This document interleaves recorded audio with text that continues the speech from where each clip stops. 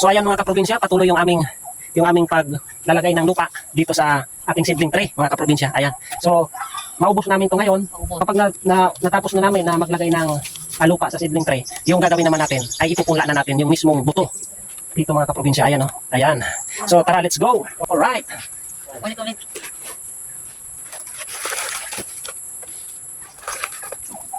Mga kaprobinsya, magandang klase ng lupa yung ilalagay natin dito sa ating seedling tray na pagpupulaan para maganda rin yung tubo ng ating tanim na talong o mapasiliwan o kung anong gusto natin na itanim. Naisip ko rin pala mga kaprobinsya na magtanim ng kamatis. Magtatanim tayo ng kamatis mga kaprobinsya dahil sobra naman tong seedling tray natin. Dito rin natin ipupula. Yung malawak na porsyon na pagtataniman natin ay mais.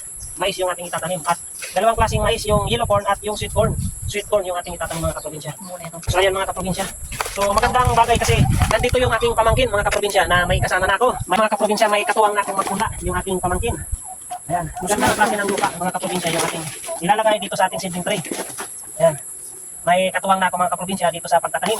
Malaking bagay yung pagtatanim mga kaprobinsya kasi yung gulay, libre na tayo at sobrang dami naman. Dahil sa sobrang dami naman mga kaprobinsya, ito ay ibabagsak natin sa bayan yung ating mga tanim-tanim at dito sa barangay.